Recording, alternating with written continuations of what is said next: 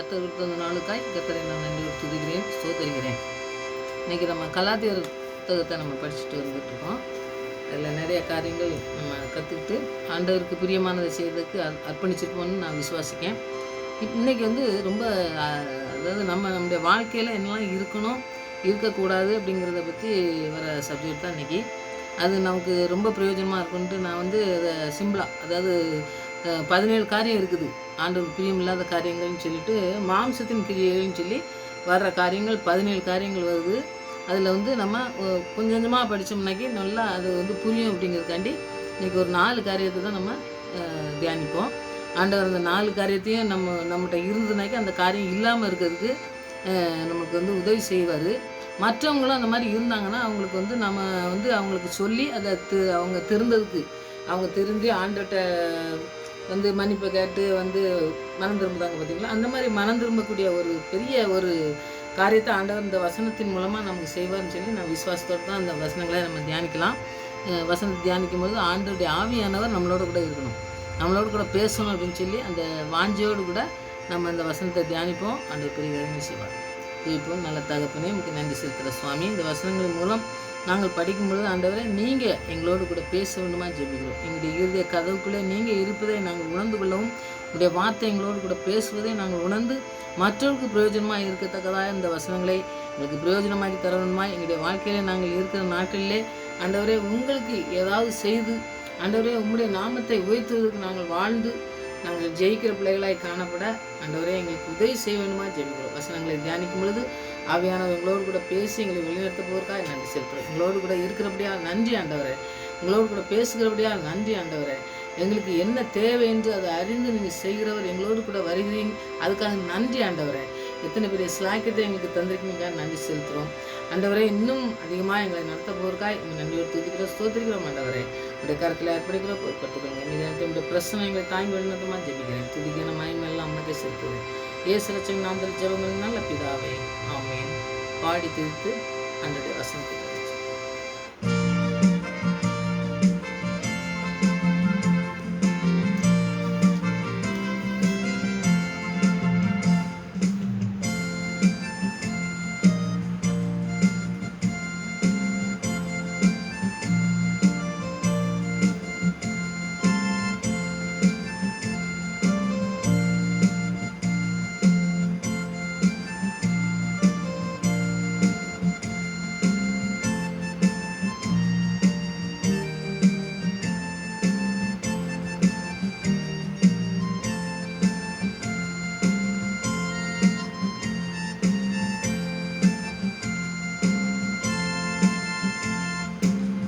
மன்னிப்பேன் நிச்சயத்தை பெற்றுக்கொள்ள வேண்டும்.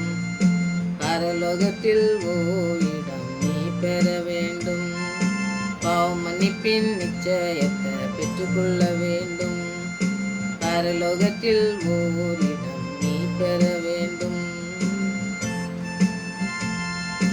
இயேசு தருகிறார் என்று தருகிறார், அதற்காக தான் சிலுவையிலே ரத்தம் சிந்திவிட்டார். இயேசு தருகிறார், இயேசு தருகிறார், அதற்காக தான் சிலுவையிலே ரத்தம் சிந்திவிட்டார்.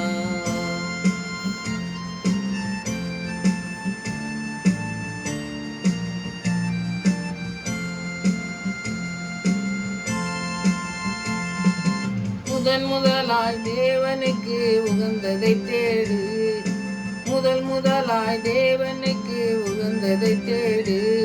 இது எல்லாமே உனக்கு சேர்த்து தந்திடுவா, இது எல்லாமே உனக்கு சேர்த்து தந்திடுவா. பாவம் மன்னிப்பேன் நிச்சயத்தை பெற்றுக்கொள்ள வேண்டும்.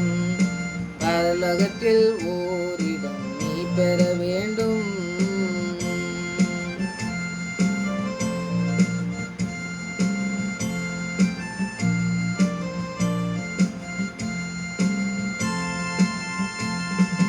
நீ தேடும் நிம்மதி இயேசு தருகிறார், நீ தேடும் நிம்மதி இயேசு தருகிறார்.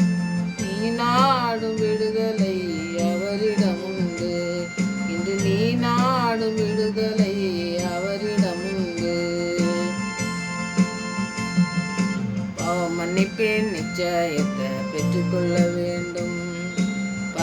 பரலோகத்தில் ஓரிடம் நீ பெற வேண்டும்.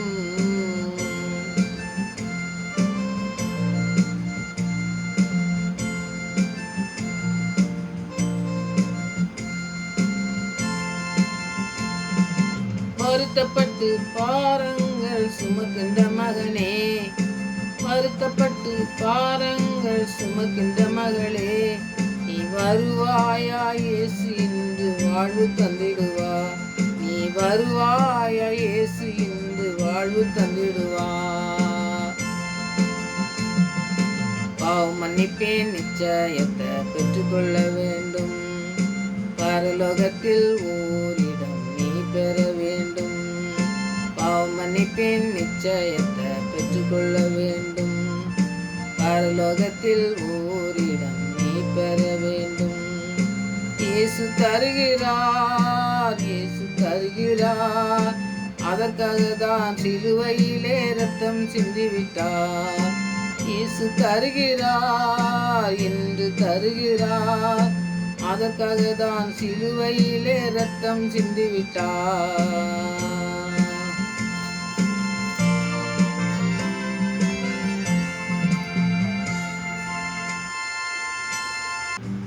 கலாத்தியர் 5வது அதிகாரத்தில் 19வது வசனத்தை நீங்கள் படித்து பார்த்தீங்கன்னாக்கி, மாம்சத்தின் கிரியைகள் வெளியரங்கமாக இருக்கின்றன. இந்த மாம்சத்தின் கிரியைங்கும்போது நம்முடைய மாம்சத்தில் ஏற்படக்கூடிய காரியங்களை தான் ஆண்டவர் வந்து சொல்லியிருக்காரு. அது பூராமே நமக்கு தெரியக்கூடியது தான். இந்த 17 காரியம் நம்ம படிக்கும்போது தெரியும்.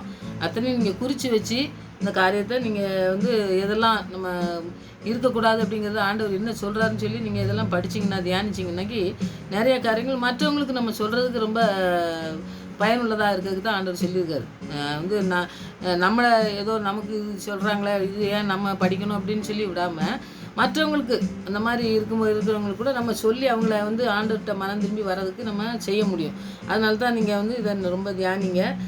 ஆண்டவர் வந்து இதை வந்து என்ன சொல்கிறாருன்னா, நமக்கு வெளியரங்கமாக இருக்குது, வெளியரங்கமாக நமக்கு தெரியக்கூடிய காரியங்கள். அதனால் நாம் வந்து திருத்தணும். இதெல்லாம் மற்றவங்களையும் நம்ம வந்து திருந்தி வர்றதுக்கு நம்ம சொல்லக்கூடிய காரியங்கள் தான் இது. அடுத்தது பாருங்கள், மாம்சத்தின் கீழே வெளியரங்கமாக இருக்கின்றன. அவைகள் யாவன? விபச்சாரம், முதலாவது விபச்சாரம், 2வது வேசித்தனம், 3வது அசுத்தம், 4வது காம விகாரம்னு சொல்லி போட்டிருக்கோம். இந்த 4ஐயும் தான் நம்ம இன்றைக்கி தியானிக்க போகிறோம்.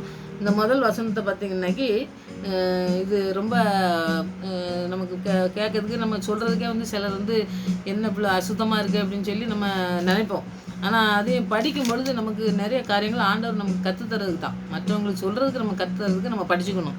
விபச்சாரம் வேசித்தனங்கிறது இந்த ரெண்டுமே வந்து உங்களுக்கு நிறைய தெரிஞ்சிருக்கும். ரெண்டும் ஒன்று தான், ஒரே ஒரு காரியங்கள் தான். இது ரெண்டுமே செய்யக்கூடிய காரியங்கள் செய்கிறவங்க நீங்கள் பார்த்துருப்பீங்க. அவங்க வந்து மனம் திரும்பி ஆண்டவர்கிட்ட வந்து ஒரு பெண்ணை வந்து கொண்டு வருவாங்க பார்த்தீங்களா.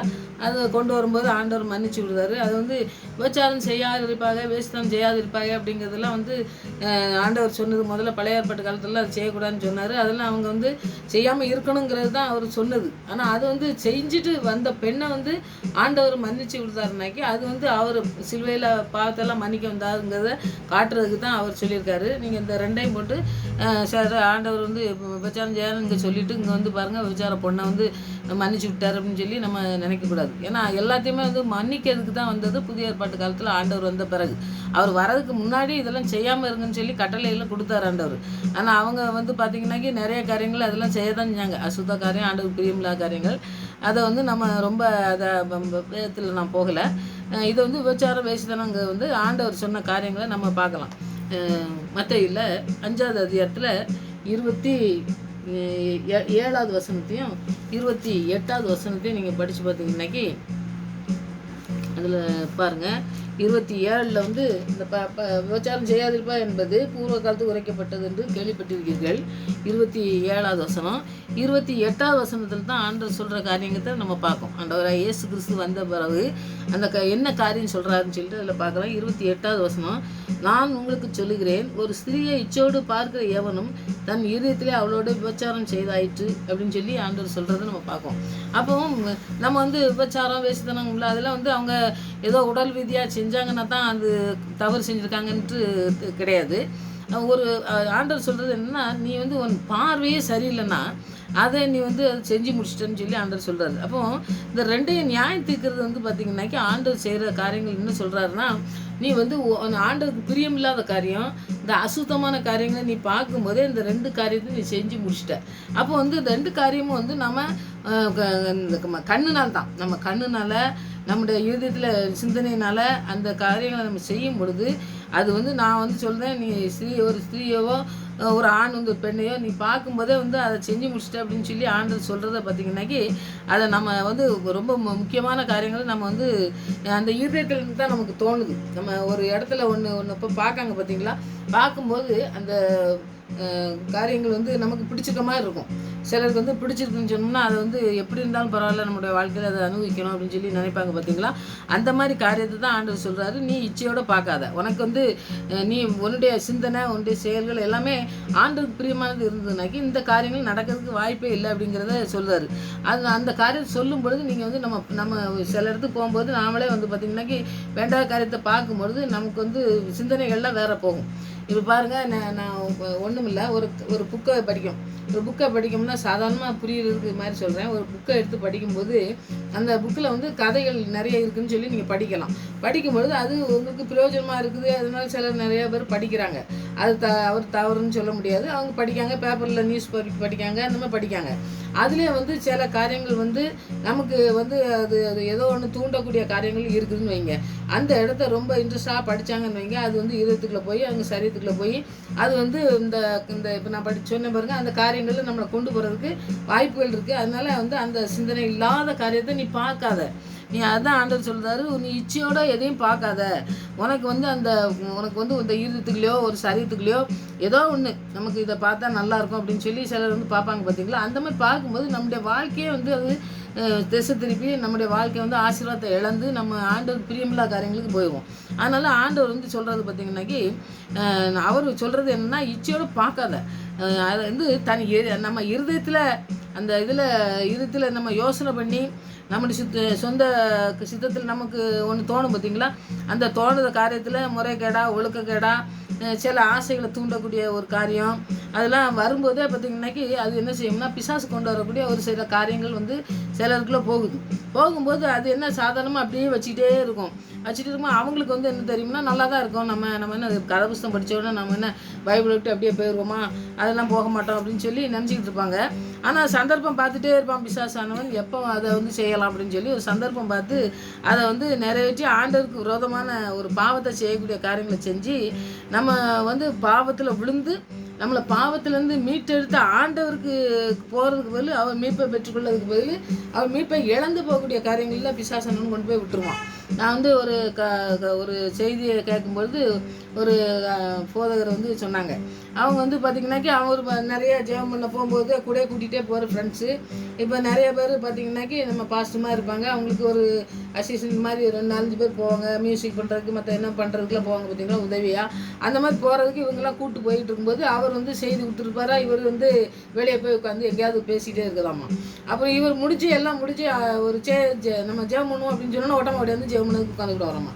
அப்போ பார்த்திங்கனாக்கி அவர் சொல்லுவார், என்னன்னா நான் செய்து கொடுக்கும்போதெல்லாம் இவர் வந்து எங்கேயோ போயிடுறது. அப்புறம் பார்த்திங்கன்னா எந்தையாவது பேசிட்டு வந்துட்டு அப்புறம் பார்த்திங்கனாக்கி கொஞ்ச நேரம் கழிச்சு வந்தோடனே சேவம் பண்ணிட்டு அந்த வந்துடுவார். அப்புறம் கொஞ்ச நாள் பார்த்த உடனே பார்த்திங்கனாக்கி அப்படியே கொஞ்ச நேரம் பேசுறது, அப்படியே கதை புஸ்தகம் படிக்கிறது, அப்புறம் அவர் கெட்ட பழக்கங்களுக்கு அப்படியே போய் வந்து அவருடைய வாழ்க்கை வந்து மாறி போச்சு அப்படின்னு சொல்லி சொன்னார். அப்போ நீ வந்து கிறிஸ்தவ வாழ்க்கையிலே வாழ்ந்துருக்கலாம், ஆண்டவர் கூட இந்த போதர் கூட இருக்கலாம், ஆனால் அவனுடைய வாழ்க்கையில் வந்து வேண்டாத காரியத்துக்கு நீ போய் உட்காந்துட்டு அதுக்கு நான் சொல்கிறது என்னென்னா, சங்கீதம் 1 நீங்கள் மனப்பாடமாக படிச்சு வச்சுக்கிட்டீங்கன்னா அது உங்களுக்கு உதவியாக இருக்கும். அந்த இதில் நீங்கள் உட்கார்ந்த இடத்துல வேண்டாத இடத்துல உட்கார்ந்தோம்னாக்கி அந்த பழக்கம் வந்துடும். படித்தோம்னாக்கி அந்த புக்கு வந்துடும். அந்த மாதிரி நம்ம வந்து நம்முடைய பழக்க வழக்கங்கள்லாம் வந்து பார்த்திங்கனாக்கி ஆண்டவருடைய வசனத்தில் இருக்கும் பொழுது மற்ற காரியங்களில் நிறைய நம்ம கவனத்தை செலுத்தி போகிறோம் பார்த்திங்களா. அப்படி போகும்போது பார்த்திங்கன்னா நம்மளுடைய வாழ்க்கை வந்து வீணாக போயிடும். ஆண்டவருடைய பாவ மன்னிப்பை நம்ம பெற்றுக்கொண்டு மீட்டெடுக்கப்பட்ட ஆண்டவரை துக்கப்படுத்துகிற மாதிரி நம்ம வாழறதுக்கு நம்ம இந்த விபச்சாரம் வேசித்தனம் இருக்கிறவங்கெல்லாம் பார்த்திங்கன்னா நம்ம சொல்லணும். இந்த மாதிரி இருக்கிறது வந்து நம்முடைய சரீரத்துக்கு நம்முடைய வாழ்க்கையில் ஆண்டவருக்கு சித்தத்துக்கு நம்ம வேண்டாத காரியங்களை செஞ்சு செஞ்சு நம்ம ஆண்டுடைய ஆசீர்வாதத்தை இழந்து போகிறோம். அதனால நிறைய நோய்கள் வருது, நிறைய பிரச்சனைகள் வர்றதெல்லாம் நம்ம பார்க்கும் பார்த்தீங்களா. அந்த மாதிரி வரதை நம்ம தடுக்கணும். அதனால் நீங்கள் இந்த மாதிரி வாழாதுங்க, நீங்கள் வந்து ஆண்டவருக்கு பிரியமான காரியங்களை செய்யுங்க, ஆண்டவர் உங்களை ஆசீர்வதிப்பார்னு சொல்லி நம்ம சொல்லக்கூடிய காரியங்கள் செய்யலாம். அதனால ஆண்டவர் வந்து நம்முடைய வசனத்தின் மூலமாக நம்மளோட கூட பேசுகிற தேவன். அதனால் நம்ம வசனத்தை தான் நம்ம சொல்லணும். வசனத்துக்கு மீறி வேறு எந்த காரியத்தையும் நம்ம சொல்லி நம்முடைய சொந்த விருப்பத்தில் ஏதோ வந்ததுன்னு சொல்லி சொன்னோம்னா அவங்க வாழ்க்கை மாறவும் செய்யாது. அதனால் அவங்களுக்காண்டி ஜெபிக்கணும். அவங்களுடைய வாழ்க்கை மாறுறதுக்கு நம்ம நிறைய பிரயாசப்பட்டு அவங்கள்ட்ட சொல்லவும் செய்யணும், அவங்களுடைய வாழ்க்கை மாறதுக்கு ஜெபிக்கவும் செய்யணும். இதை செய்யுங்க.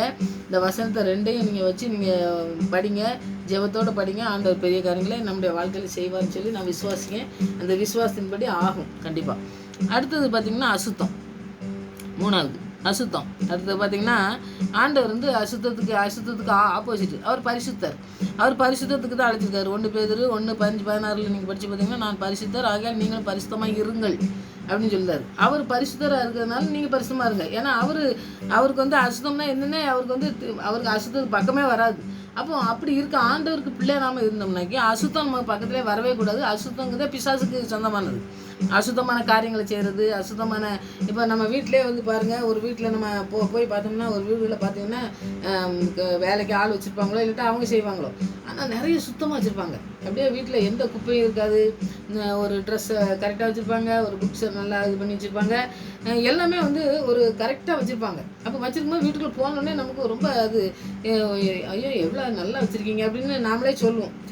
சில வீட்டுக்கு போனோம்னாக்கி பார்த்திங்கன்னா காசான்னு அள்ளி போட்டு அங்கங்கே கூட்டாமல் அப்புறம் குப்பை அப்படி இருந்துட்டு அந்த குப்பை ஒரு முக்கில் இருக்கும். அடுத்த துணி ட்ரெஸ் எல்லாம் ஒரு மடித்து வைக்காமல் அப்படி இப்படி போட்டிருப்பாங்க.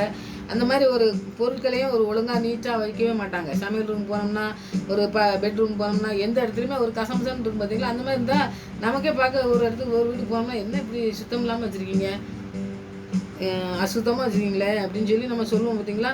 நீட்டாக வச்சுக்கலாம்ல, நீங்கள் இப்படி தொடச்சி இதெல்லாம் வச்சிங்கன்னா நல்லா நீட்டாக இருக்குங்க அப்படின்னு சொல்லி சிலர் வந்து சொல்லுவோம். சிலர் வந்து சொல்ல மாட்டாங்க. ஆனால் தெரிஞ்சுக்கிட்டு இந்த வீடு வந்து சுத்தமாக இருக்காது அப்படின்னு சொல்லுவாங்க.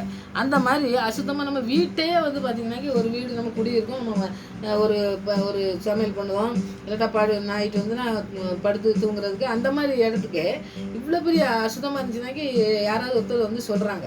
நாமளே வந்து நமக்கே தெரியும் என்னடா இப்படி சுத்தம் இல்லாமல் வச்சுருக்கோம் அப்படின்னு சொல்லிட்டு நாமளே ஏதோ தட்டுவோம். அப்படி ஒரு ஃபேனை துடைக்கிறது, மற்ற பொருட்கள்லாம் துடைச்சி டப்பாப்பெல்லாம் அழுக்காக இருக்குன்னா அப்படி நம்ம வீட்டில் ஒரு குடியிருக்கிற இடத்துலே வந்து பார்த்திங்கனாக்கி இவ்வளோ சுத்தமாக இருக்க வேண்டியது. குப்பை ஆடினோம்னாக்கி அது வெளியே தான் வைக்கணும், உள்ளே வைக்கக்கூடாதுன்னு சொல்லுவோம். எச்சு தனியாக இப்படி வைக்கக்கூடாது. அதெல்லாம் நாம் வந்து சாதாரணமான காரியம். நம்ம குடியிருக்கிற இடத்துல எப்படின்னா ஆண்டவருடைய பிரசன்னத்தில் நாம் அவருடைய பிள்ளையாக இருக்கோம். அவருடைய பிள்ளையாக இருக்கும்போது அந்த அசுத்தத்துலேருந்து நம்ம எவ்வளோ மீட்டெடுக்கப்பட்ட பிள்ளைங்களாக நம்ம இருக்கணும் அப்படிங்கிறதுல அவர் நம்ம பரிசுத்தமாக இருங்கன்னு வேறு சொல்கிறாரு. அப்படி சொல்கிற ஆண்டவருக்கு பிரியமாக நம்ம வாழணும்னாக்கி எப்படி இருக்கணும் அப்படிங்கிறத பற்றி நம்ம படித்தோம்னாக்கி 1 தெசலோனிக்கேயர் 4:7 நீங்கள் படித்து பார்த்தீங்கன்னாக்கி, அல்லாத தேவன் நம்மை அசுத்தத்துக்கல்ல பரிசுத்தத்துக்கே அழைத்திருக்கிறார். அவர் வந்து நம்மளை வந்து பரிசுத்தமாக வாழணுங்கிறதுக்கு தான் மேலே ஆபிரகாம் எடுத்துக்கிட்டாங்க. பரிசுத்தமாக வாழறதுக்கு தான் அவர் வந்து அந்த தேர்ந்தெடுத்து அவங்களிலேருந்து ஒரு ஜாதியை கொண்டு வந்து ஈசாக்கை கொண்டு வந்து நான் பெருக வைப்பேன், நீ பிள்ளை இல்லாமல் பரவாயில்ல, நான் உங்களுக்கு பிள்ளை தந்து உன்னை வந்து ஒன்றுலேருந்து ஒரு ஜாதியை நான் உருவாக்குவேன், ஒரு பரிசுத்த ஜாதி எனக்கு உருவாகணும் இந்த பூமியில் அப்படின்னு சொல்லலாம். ஆண்டவர் வந்து அந்த ஒவ்வொருத்தரையும் கொண்டு வரும்போது பாருங்கள், ஆபிரகாமை கொண்டு வரும்போது பாருங்கள், ஒவ்வொருத்தரையும் தேர்ந்தெடுத்து நோவை கொண்டு வரும்போதுலாம் பார்த்தீங்கன்னா ஒவ்வொருத்தரையும் கொண்டு வந்து ஒரு நோக்கத்தோடு கொண்டு வந்து உங்களை பரிசுத்தமாக வாழணுங்கிறதுல ரொம்ப முக்கியமாக ஆண்டவர் சொல்வார்.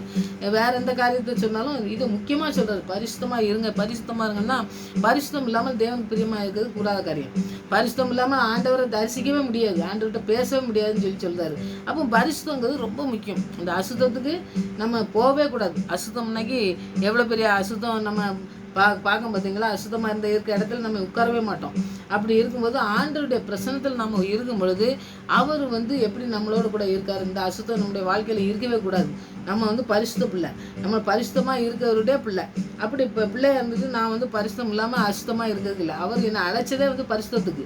அப்போ நான் பரிசுத்தமாக இருக்கணும்னாக்கி அவர் என்னோட கூட இருக்கணும் அப்படின்னு சொல்லி அவர் அழைச்சி, ஆண்டவரே நாங்கள் பரிசுத்தமாக வாழணும், இந்த அசுத்தமாக இந்த வாழ்க்கை வாழ்கிறவங்களுக்கு நாங்கள் பரிசுத்தத்தை காட்டி அவங்க பரிசுத்தமாக வாழ்றதுக்கு எங்களை பயன்படுத்துகிற பிள்ளைங்களாம் எங்களை மாற்றணும். ஆண்டவரே நாங்கள் இந்த அசுத்தத்தில் நாங்கள் விழுந்து விடாதபடி எங்களை காத்து நாங்கள் மற்றவங்களையும் பாதுகாக்கக்கூடிய ஒரு காரியத்தை செய்யணும். நீங்கள் வந்து பரிசுத்தத்துக்காக என்னை அழைச்சிருக்கீங்க, அழைச்சிருக்கீங்க, அந்த அழைப்பை நான் வந்து செய்து முடிக்கிறதுக்கு எனக்கு உதவி செய்யுங்க ஆண்டவரேன்னு சொல்லி ஜெபத்தோடு கூட இந்த வசனங்கள்லாம் தியானிங்க. ஆண்டவர் வந்து உங்களை பரிசுத்தமாக மாற்றி அநேகருக்கு பரிசுத்த கூட்டங்களை எழுப்பதற்கு நம்மளை பயன்படுத்துறதுக்கு நம்ம அர்ப்பணித்து ஜெபிக்கணும். இந்த வசனங்கள்லாம் நமக்கு எழுதி தந்தது. நம்ம வந்து பாருங்கள், அசுத்தமாக இல்லை, ஆனால் பரிசுத்தமாக இருக்கணும்னு சொல்லி அழைச்ச தேவனுக்கு பிரியமான காரியங்களை செய்கிறதுக்கு மற்றவங்களையும் நம்ம எழுப்புறதுக்காண்டி ஆண்டவர் இந்த காரியத்தை நமக்கு சொல்லி தந்திருக்காரு. அதனால் அந்த காரியத்தை நம்ம செய்கிறதுக்கு நம்ம ஒப்பு கொடுத்து நம்ம ஜெபிக்கணும். நம்ம வசனத்தின் மூலமாக நம்ம ஜெபிக்கும் பொழுது ஆண்டவர் நம்மளுக்கு அந்த பரிசுத்த வாழ்க்கையை தரதுக்கு அவர் வல்லமுள்ள தேவனாக இருக்காரு. அதனால் அவருடைய வசனத்துக்கு தான் நம்ம நடுங்கணும். வசனத்துக்கு கீழ்ப்படியவங்களே ஆச்சரியப்பேன்னு சொல்லியிருக்காரு. அதனால் வசனத்தில் நீங்கள் சொல்லியிருக்கீங்க ஆண்டவரே, நீங்கள் வந்து பரிசுத்தத்துக்கு என்னை அழைச்சிருக்கேன்னு சொல்லியிருக்கீங்க, அப்போ நாங்கள் பரிசுத்தமாக வாழ்கிறதுக்கு எங்களுக்கு உதவி செய்யுங்க ஆண்டவரே அப்படின்னு சொல்லி நம்ம ஜெபிக்கிற பிள்ளைங்களாக இருக்கணும். அப்போ ஆண்டவர் வந்து நமக்கு உதவி செய்வார். 4வது காரியம் காம விகாரம். இது உங்களுக்கு தெரியும். ஏதாவது ஒரு இது செய்யும் பொழுது நம்ம என்னடா நீ இந்த மாதிரி காமகாரம் பிடிச்சி நீ இந்த மாதிரி இருக்கியா அப்படின்னு சொல்லுவாங்க. அது வந்து ஒரு அசுத்தத்துக்கு ஒரு காரியத்தை தான் வந்து சொல்கிறத நம்ம பார்க்கோம்.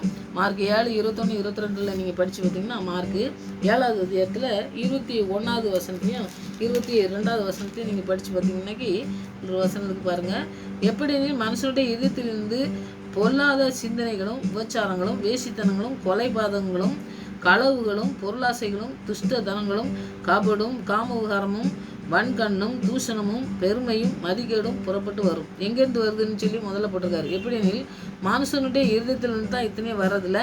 நம்முடைய சப்ஜெக்ட் காம விகாரம் அதுவும் வந்து வருது. அப்போது இவன் இருதயத்திலேருந்து தான் வருதுன்னு சொல்கிறார் ஆண்டவர். அப்போ நம்ம இருதயம் சுத்தமாக இருக்கணும். இருதயத்தில் ஆண்டவர் இந்த கதவை தட்டுற மாதிரிலாம் படம் போட்டிருக்காங்க பார்த்தீங்களா? அப்போ கதவை தட்டிட்டு யாரும் உள்ளே பிரவேசிக்கிறதுக்கு அவர் வந்து கதவை நீங்கள் திறந்தால் தான் வரணும். ஏன்னா கதவை உடைச்சிட்டு போகிறதுக்கு அவர் வந்து அந்த மாதிரி ஆண்டவர் கிடையாது. கதவை நீங்கள் திறக்கணுங்கிறதுக்கு தான் அந்த கதவு படம் போட்டுக்கிறது பார்த்தீங்கன்னா, நீங்கள் அதில் ஒரு பெரிய கருத்தே இருக்குது. கதவை தட்டும்போது இருதய கதவை ஆண்டவர் தட்டுற மாதிரி தட்டும்போது நம்ம திறந்தாதான் அவர் உள்ளே வாசம் பண்ணுவார். அவர் வந்து தட்டிக்கிட்டே நிற்காரு, நீங்கள் தட்டினோன்னா நீங்கள் திறக்கலைன்னா அவர் உள்ளே வந்து வாசம் பண்ணதுக்கு அந்த மாதிரி ஆண்டவர் கிடையாது. அதனால தட்டுவார். தட்டும்போது எவன் தட்டினோன்னு திறக்கானா இருதயத்தில் நான் குடியிருப்பேன்னு சொல்கிறாரு. அவன்கிட்ட வாசம் பண்ணுவேன், அவன்கிட்ட வீட்டில் வாசம் பண்ணுவேன், அவனை ஆச்சரிப்பேன்னு சொல்கிறாரு. அப்போ நம்ம இருதயம் ரொம்ப முக்கியமானதுங்க. இருதயத்தை நம்ம திறந்து கொடுக்கும்போது மாத்திரம்தான் ஆண்டவர் இருதயத்திலிருந்து தான் பொல்லாத சிந்தனைகள் எல்லாம் வருது. அப்போ இருதயம் சிந்தனை அதெல்லாம் வந்து கிறிஸ்துவுக்குள் இருந்த சிந்தனையே எங்களுக்கு இருக்கணும்னு சொல்லி நம்ம கேட்கணும். ஆண்டவர் நீங்கள் எங்களை வந்து இந்த அசுத்தமான காரியங்கள்லாம் உள்ளே போகாதபடி இங்கே இருதயத்தை பாதுகாக்கிறதுக்கு இருதயத்தை எப்பவுமே வந்து நம்ம ஆண்டவர்கிட்ட கொடுத்துடணும். ஆண்டவரை எங்கள் இருதயத்தில் நீங்கள் வாசம் பண்ணுங்கள், நீங்கள் தான் எல்லாத்தையும் செய்யணும் அப்படின்னு சொல்லி நம்ம இருதயத்தை ஆண்டவருக்கு அர்ப்பணித்து நம்ம ஜெபிக்கும் பொழுது ஆண்டவர் வந்து அந்த காரியத்தை நமக்கு செய்வார். அதில் இந்த வசனத்தில் நம்ம சொல்கிறது காரியங்கள் என்னென்னா, மனுஷனுடைய இருதயத்திலிருந்து தான் பொல்லாத சிந்தனை எல்லா காரியமும் அதில் தான் இந்த காரியமும் வருதுன்னு சொல்லி நம்ம பார்க்கோம். அப்போ இருதயத்தை நம்ம காத்துக்கணும். இருதயத்திலிருந்து வரக்கூடிய பாவங்க, இந்த பாவ இச்சைகள், நமக்கு ஆண்டவருக்கு பிரியமில்லாத காரியங்கள் அதெல்லாம் செய்யும் பொழுது பார்த்திங்கன்னாக்கி ஆண்டவருடைய வசனத்துக்கு நம்ம கீழ்ப்படியாமல் போயிடுவோம். அப்போ அந்த ரட்சிப்பு, அந்த ஐக்கியம் கிறிஸ்துவோட அந்த அவர் கொடுத்த ரட்சிப்பு, அவர் கொடுத்த அந்த ஐக்கியத்திலலாம் விட்டு நம்ம பிரிந்து வாழறதுக்கு வழிவகுத்துறோம். அது வந்து ஏன்னா வந்து நம்ம ஆண்டவருக்கு பிரியமான காரியங்களை செய்யும் பொழுது, நம்ம ஆண்டவருக்கு பிரியமான காரியங்கள் செய்யும்போது ஆண்டவர் நம்மளோட கூட அந்த ரட்சிப்பை நம்ம பெற்றுக்கொண்டோன்னு சொல்லி நம்ம இருக்கோம். ஆனால் வந்து பாவ இச்சை, அந்த கிறிஸ்துவுக்கு பிரியமில்லாத காரியங்கள்லாம் நம்ம செய்ய ஆரம்பிச்சிட்டோம்னாக்கி அந்த ஆண்டவருடைய பிரசன்னத்தை நம்ம உணர்ந்து கொள்ள முடியாது. பிரசன்னத்துலேருந்து நம்ம அந்த வழி விலகி போயிடுவோம். அதனால் இருதயம் ரொம்ப முக்கியமானது. வேதத்தில் வந்து இருதயம்னா என்னன்னு போட்டுக்குன்னா, இருதயம் அப்படின்னு சொல்லி நம்ம சாதாரணமாக சொல்லுவோம். இருதயம் என்ன பெருசாக செஞ்சிட போகுது, அதுக்கு இருக்குள்ளதும் கேடுபாடு உள்ளது அப்படி என்னமோ சொல்லிவிட்டு அந்த இருதயம் வந்து அப்படி இப்படி இருக்க தான் செய்யுங்க. இருதயத்தின் யோசனைலாம் எப்படியோ இருக்குது அப்படின்னு சொல்லி நம்ம சொல்கிறோம். ஆனால் இருதயம் ரொம்ப முக்கியமானதுங்க. இருதயங்கிறதுக்கே மனுஷனுடைய அறிவு, அந்த அறிவு திறனெல்லாம் வந்து அந்த உணர்ச்சிகளை, அந்த ஆசை விருப்பம் இதெல்லாம் வந்து தூண்டக்கூடிய காரியத்தை எல்லாத்தையுமே செய்தது இருதயம் தான் என்ன போட்டிருக்குது வேத வசனங்கள் சொல்லுறது காரியம். அப்போது நம்ம இதெல்லாம் அந்த நம்ம அறிவு நிறைய வரணுன்னாக்கி ஆண்டவருடைய ஞானத்தை நம்ம பெற்றுக்கொள்ளணும் போல முதலாவது. அப்புறம் உணர்ச்சி, அந்த ஆசைகள் நிறைய வரும் பார்த்தீங்களா? நமக்கு வேண்டாத பொருட்கள்லாம் வாங்கணும்னு ஆசை வரும். நமக்கு அது தேவையில்லாத இருக்கும். ஆனால் வந்து அதை வந்து நம்ம வாங்கியே ஆகணும், அவங்க வாங்கியிருக்காங்க இவங்க வாங்கியிருக்காங்க அதனால் நாமளும் வாங்கிக்கலாமே அப்படின்னு சொல்லி நமக்கு ஒரு ஆசை வருது பார்த்தீங்களா. அந்த ஆசையை வந்து நம்ம முதலாவது ஆசை இச்சைகளை சிலுவையில் அறையணும்னு சொல்லி போட்டு பார்த்தீங்களா. அதனால் சிலுவையில் அறையினா சிலுவையில் அறைய முடியாது, ஆண்டவருடைய பாதத்தில் அதை எல்லாத்தையும் விட்டுறணும்னு சொல்லி நம்ம கேட்கணும். கேட்கும்பொழுது அந்த காரியத்திலேருந்து நம்ம செய்ய முடியும். அடுத்தது ஆண்டவருக்கு விருப்பம் இல்லாத காரியங்களை நாம் விரும்புகிறது. நம்ம அவருக்கு வந்து என்ன இதெல்லாம் செய்யக்கூடாது அப்படின்னு சொல்லி சொல்லுவார், நம்ம அதை தான் விரும்பி செய்கிறது. அப்போ அப்படி கேட்ட காரியங்கள்லாம் நம்ம செய்யும் பொழுது அந்த காரியங்கள்லாம் செய்யும்போது ஆண்டவருடைய வசனத்தை விட்டு நம்ம அசுத்தத்துக்கு போகிறோம்னு சொல்லி நம்ம புரிஞ்சுக்கலாம். ஆனால் வந்து ஒருத்தன் இருதயம் வந்து பார்த்திங்கனாக்கி அவன் எண்ணம் உணர்ச்சி அவன் வார்த்தை எல்லாம் வந்து இந்த ஆண்டவருடைய வசனத்துக்கு நேராக கொண்டு போனோம்னாக்கி அந்த ஆசீர்வாதத்தை நம்ம பெற்றுக்கொள்ள முடியும். ஆனால் வார்த்தை எல்லாமே வந்து இந்த உணர்ச்சி இந்த எண்ணங்கள் எல்லாமே வந்து பார்த்திங்கனாக்கி நம்ம கிரியல் நம்ம ஆண்டவருக்கு என்ன பிரியமில்லாத கருத்து செஞ்சால் நமக்கு என்ன பெருசாக நடந்துட போகுது அப்படின்னு சொல்லி அவன் நினச்சிக்கிட்டு இருந்தான்னாக்கி அவன் எல்லாத்துலேயுமே விழுந்து போகிறான்னா மாறிடுறான். அவனுடைய வாழ்க்கையில் எல்லா காரியங்களையும் தோல்வி அடையக்கூடிய காரியங்களை செய்யக்கூடிய காரியங்களை நடக்குவான். அந்த அசுத்தம் அந்த காமகாரம் எல்லாமே வந்து பார்த்திங்கனாக்கி அந்த இருதயத்துக்குள்ளேருந்து வந்து அவனுடைய வாழ்க்கையை அழிக்கக்கூடிய நிலைமைக்கு கொண்டு போயிட போகுது. அப்போ ஆண்டவர் என்ன சொல்கிறாரு, என் ரட்சிப்பை என் கூட ஐக்கியமாக இருக்கிறதெல்லாம் நீ வந்து பிரிந்து வாழாத, எப்பவும் என்னோட கூட ஐக்கியமாக இரு, என்னுடைய ரட்சிப்பை பெற்றுக்கொண்டு எப்பொழுது நீ ஆவியானவரோட கூட நீ ஜெபிக்கிற பிள்ளையா என் பாதத்தில் இருந்தனாக்கி இந்த காரியங்களில் நீ விழமாட்டேன் அப்படிங்கக்கூடிய காரியத்தை சொல்கிறாரு. அப்போ நம்ம வந்து பார்த்திங்கன்னா அந்த இருதயத்துலேருந்து வர இந்த காரியங்களெல்லாம் வந்து ஆண்டவரே இருதயத்தில் நீங்கள் வாசம் பண்ணுங்க, உங்களுக்கு தெரியும் உங்களுக்கு பிரியமில்லாத காரியங்கள்லாம் எங்கள் இருதயத்தில் போகாதபடி எங்களை காத்துக்கணுங்க ஆண்டவரே. அந்த வேண்டாத ஆசைகள் எனக்கு வரக்கூடாது, வேண்டாத உமக்கு விருப்பம் இல்லாத காரியங்கள் நான் செய்ததுக்கு எனக்கு வந்து அந்த விருப்பங்கள் வராதபடி என்னை பாதுகாத்து வழி நடத்துங்க ஆவியானவரேன்னு சொல்லி ஆவியானவர்கிட்ட அர்ப்பணித்து நம்ம ஜெபிக்கும் பொழுது ஆவியானவர் நமக்கு உதவி செய்வார். நீங்கள் இந்த 4 காரியத்தையும் நான் சொன்னேன், இந்த வசனங்களும் அதுக்கு ஏற்ற வசனங்கள் இருக்குது, அந்த வசனங்களையும் தியானித்து நீங்கள் ஜெபத்தோட கூட இந்த 4 காரியங்களும் பாருங்கள். நிறைய வேண்டாத காரியங்கள் இதெல்லாம் வந்து மாம்சத்தின் கிரியை, அந்த மாம்சத்தின் கிரியெல்லாம் எனக்கு இருக்கக்கூடாது. மற்றவங்களுக்கு இருந்ததுனாக்கி நான் வந்து அதை வந்து அவங்களுக்கு சொல்லி அதை வந்து ஆண்டவருக்கு நாங்கள் திருப்புற பிள்ளைங்களாம் எங்களுடைய வாழ்க்கை மாறட்டாண்டவர், இந்த நாட்களில் அப்படி மாற்றக்கூடிய பிள்ளைங்களாம் எங்களை மாற்றுங்க அப்படின்னு சொல்லி இந்த வசனத்தின் மூலமாக நீங்கள் வசனத்தை நீங்கள் வெறுமையாக திரும்ப சொல்லிங்க, வசனத்தை தியானிச்சிருக்கோம், இந்த வசனத்தின் மூலமாக எங்களை பயன்படுத்துங்கன்னு சொல்லி நீங்கள் அர்ப்பணித்து ஜெபிங்க. ஆண்டவர் பெரிய காரியங்களை இந்த வாழ்க்கையில் செய்வார். நம்முடைய பிள்ளைகளையும் அர்ப்பணிப்போம், நம்முடைய வாழ்க்கையும் அர்ப்பணிப்போம். பெரிய காரியங்களை நம்ம எதிர்பார்த்து ஜெபிக்கும் பொழுது ஆண்டவர் பெரிய காரியங்களை செய்வார். நம்முடைய வாழ்க்கையில் ஒவ்வொரு நாளும் ஒவ்வொரு அடி எடுத்து வைக்கும்போதும் நம்மளை வந்து அவருக்கு பிரியமில்லாத காரியத்தை செய்ததுக்கு விடுறதே இல்லை. நான் என்னுடைய வாழ்க்கையில் நிறையா நான் சிந்தனையோடு போவேன். ஆனால் வந்து ஆண்டவர் நம்மளோட கூட ஒரு ஜெபத்தை செஞ்சுட்டு போனோம்னாக்கி அங்கே போய் தவறான காரியங்கள் யாரும் சொன்னாலும் கூட நமக்கு நடக்க விட மாட்டார். விடாமல் நம்மளை இந்த தான் சரியான வழிமா, இந்த வழியில் போ அப்படின்னு சொல்லி ஆண்டவர் சொல்கிறத நல்லா நிறைய நேரத்தில் என்னுடைய வாழ்க்கையில் தவறு செய்யாமல் யாருமே இல்லை. தவறு செய்தவங்க எல்லோரும் தவறு செய்வாங்க. சில நேரத்தில் நம்ம யோசனையின்படி போவோம். ஆனால் ஆவியானவரோடு கூட நம்ம செவித்துட்டு போகும்பொழுது பார்த்திங்கன்னா நிறைய காரியங்களை நான் கற்றுக்கிட்டேன். அதை நீங்களும் கற்றுக்கிடுங்க. அதை வந்து ஆண்டவர் செய்கிறத நீங்கள் உணர முடியும். நம்முடைய வாழ்க்கையில் நிறைய காரியங்கள் நம்ம தவறு செய்யும்பொழுது தவறுன்னு நம்மளோட கூட பேசும்பொழுது ஆண்டவர் நம்ம அந்த தவறை செய்யாமல் நம்ம ஆண்டவருக்கு பிரியமான பிள்ளையாக வாழ்றதுக்கு நாம் அர்ப்பணிக்கணும். ஆண்டவர் பெரிய காரியங்களை செய்யறதுக்கு தான் நம்மளை வச்சுருக்காரு. அதனால் இந்த காரியத்தை செய்யறதுக்கு நாம் இடையூறாக இருக்கக்கூடாது. அவருடைய ரட்சிப்பை பெற்றிருக்கோம், அவரோட கூட ஐக்கியப்படுறதுக்கு நம்ம அவரோட பிரிந்து வாழவே கூடாது. எப்பொழுதும் அவரோடு கூட இணைஞ்சு வாழறதுக்கு நம்ம ஒவ்வொரு நாளும் அர்ப்பணிப்போம். அற்புதமாக ஆண்டவர் நடத்துவதை நம்ம வாழ்க்கையில் உணர முடியும். அப்படி ஜெபிங்க, ஆண்டவர் பெரிய காரியங்களை செய்வார். ஆமாம், ஜெபிங்க. நாமம் சொல்ல சொல்ல என் நெஞ்சம் மகிழுதையா, என் வாழ்வில் மெல்ல மெல்ல உம் அன்பு பெருகுதையா. உம் நாமம் சொல்ல சொல்ல என் நெஞ்சம் மகிழுதையா, என் வாழ்வில் மெல்ல மெல்ல உம் அன்பு பெருகுதையா. உம் நாமம் சொல்ல சொல்ல. ஆம் சுவாமி, உடைய நாமத்தை சொல்லும் பொழுது, உடைய நாமத்தை உச்சரிக்கும் பொழுது எங்களுடைய இருதயத்திலே, எங்களுடைய சரீரத்துக்குள்ளே, எங்களுடைய வாழ்க்கையிலே எல்லாவற்றையும் நீ செய்து முடிக்கிறவராக இருக்கீங்க. அது எல்லாவற்றிலும் இருதயத்திலே ஆண்டவரை நீங்கள் வாசம் செய்யும் பொழுது அந்த ரட்சிப்பை பெற்றுக்கொண்டோம், அந்த உறுதியான விசுவாசத்திலே நாங்கள் வாழும் பொழுது மாத்திரம்தான் ஆண்டவரே இந்த நாங்கள் படித்த காரியங்களை செய்யாமல் செய்கிற பிள்ளைகளுக்கு நாங்கள் ஆண்டவரே தகப்பனே உம்மை பற்றி அறிவிக்கிற பிள்ளைகளாய் அதிலிருந்து ஆண்டவரை தப்பித்து அவங்களும் மனம் திரும்பி உம்முடைய ராஜ்யத்துக்கு பங்குள்ள பிள்ளைகளாய் மாற்றுவதற்காக எங்களை பயன்படுத்துவதற்காக ஆண்டவரை எங்களை வைத்திருக்கிறேன் என்பதை நாங்கள் உணர்ந்து ஜெபிக்கிற பிள்ளைகளாய் காணப்பட கிருபை செய்யுங்க. எங்களுடைய வாழ்க்கையில் ஒவ்வொரு நாளும் நீங்கள் நடந்து செல்கிற தயவுக்கா நன்றி. எங்களோடு கூட கரம் பிடித்து நடத்துகிறீங்களே சுவாமியாக்கா நன்றி செலுத்துகிறோம் ஆண்டவரே. உமக்கு பிரியமில்லாத காரியங்களை செய்யாமல் இருக்க எங்களுக்கு கற்றுத்தருகிறீரே உங்களுக்காக நன்றி செலுத்துகிறோம் சுவாமி. எங்களை முழுவதுமாய் அர்ப்பணிக்க எங்களுக்கு கற்றுத்தந்திருக்கீங்களாக்கா நன்றி ஆண்டவரே. எல்லாவற்றிலும் ஆண்டவரே இந்த ரட்சிப்பின் அனுபவத்தையும் ஆவியானவர் உதவியும் நாங்கள் நாடி தேடி ஓடி வரும் பொழுது எங்களுக்கு ஒரு நன்மை குறைபடாதபடி எங்களை பாதுகாக்கிற நல்ல தகப்பனாக இருக்குங்க. நன்றி செலுத்துகிறப்பா. ஒவ்வொரு பிள்ளைகளும் அர்ப்பணிக்கட்டும் ஆண்டவரே.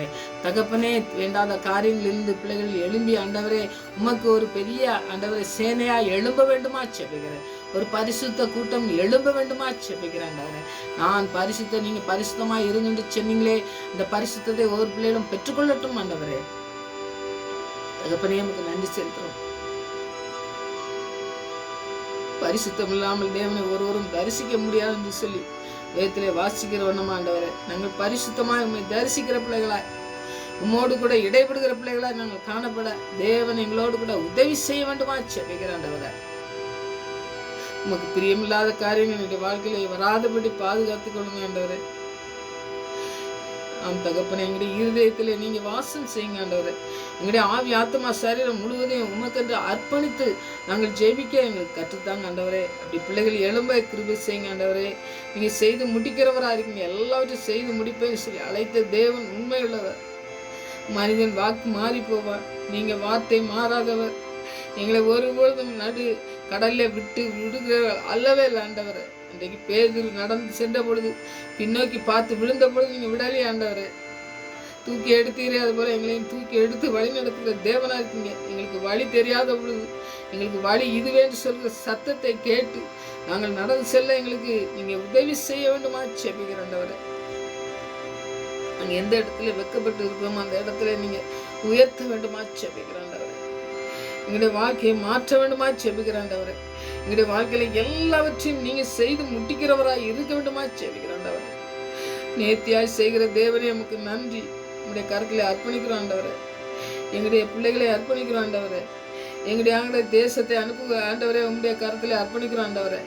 நாங்கள் இருக்கிற இடத்தை உங்களுடைய கருத்துல அர்ப்பணிக்கிறோம் ஆண்டவரை. எல்லாவற்றையும் ஆண்டவரே உமக்கு பிரியமான பிள்ளைகள் எழும்பத்தக்கதாய் உம்மை துதிக்கிற பிள்ளைகள் எழும்பத்தக்கதாய் நீங்க பயன்படுத்த வேண்டுமா செபிக்கிறேன். ஒவ்வொரு பிள்ளைகளையும் நீங்க பயன்படுத்துகிறதுனால இந்த நாட்கள் மாறட்டும். கடைசி நாட்களே மாம்சமான யாவர் மேலும் ஆவியை ஊற்று என்று சொன்னீங்களே. கடைசி நாட்களில் நடக்க போகிற காரியங்கள் ஆண்டவரே நாங்கள் கண்கூடாய் பார்த்து கொண்டு இருக்கிறோம் ஆண்டவரே. அழிவை நோக்கி போய் கொண்டிருக்கிற இந்த உலகத்திலே ஆண்டவரே ஆண்டவரே அழியாத ஒரு ஜீவ கிரீடத்தை தருகிற தேவனுடைய பிள்ளையாய் அநேக பிள்ளைகள் மாறத்தக்கதாய் நீங்க வாஞ்சோடு ஆண்டவரை ஜெபிக்கும் பொழுது ஆண்டவரே நீங்க அதுக்கு பதில் தர வேண்டுமா ஜெபிக்கிற ஆண்டவரே. நீங்கள் படித்த காரியங்கள் ஒரு பிள்ளைகளுக்கும் இருக்கக்கூடாது ஆண்டவரே.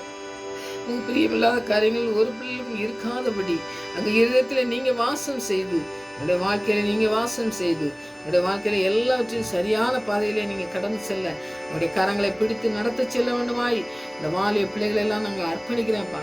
நீங்க அர்ப்பணிக்கும் பொழுது அற்புதமாய் நடத்துங்க. பிள்ளைகளுடைய வாழ்க்கையில எல்லாவற்றையும் சரியான பாதையிலே கொண்டு செல்ல தேவன் போதுமானவராய் இருக்கிறபடியா நன்றி செலுத்துறேன் ஆண்டவரே. என்னுடைய ஜெபத்துக்கெல்லாம் பதில் கொடுத்து கொண்டு இருக்கிறபடியா நன்றி. இன்னமும் நடத்த போறதுக்காக நன்றி ஆண்டவரே. எந்த குறைகளோடு இருந்தாலும் குறைகளை நிறைவாக்குற தேவன் நீங்க எங்களுக்கு உதவி செய்து வழிநடத்துமா ஜெபிக்கிறேன் ஆண்டவரே. இந்த நம்மள கருத்துல ஏற்படுகிற பொறுப்புடைய பிரசனம் எங்களை தாங்கி வழிநடத்தமா ஜெபிக்கிறோம். இந்த நாளில் போக்கில் வரத்திலும் கூட இருந்தீங்களே எல்லா ஆபத்துக்கும் எங்களை விலைக்கு காத்தீங்களே அதான் நன்றி செலுத்துறோம் ஆண்டவரே. சரியான பாதைகளை செல்ல எங்களை கரம் பிடித்து நடத்துது நன்றி செலுத்துறோம் ஆண்டவரே. ஒவ்வொருடைய தேவை சந்திக்க வேண்டுமாச்சு. கேட்குற பிள்ளைகளுக்கு என்ன தேவையாக இருந்தாலும் தகப்பனே செய்து முடித்து உங்களுடைய நாமத்தை உயர்த்துகிற பிள்ளைகள் அநேக பிள்ளைகள் எழும்பத்தக்கதாய் தேவன் வழி நடத்த வேண்டுமா ஜெபிக்கிறேன். துதிக்கிறேன் ஸ்தோத்திரிக்கிறேன். மறுபடியும் அவங்களுடைய சமூகத்திலே வரும் வரை எங்களை காத்து வழிநடத்தமா ஜெபிக்கிறேன். துதிக்க நம்ம நல்லா நமக்கு செலுத்துகிறோம். ஏசுரட்சியின் நாமத்தில் ஜெபங்கள் நல்ல பிதாவே. ஆமென்.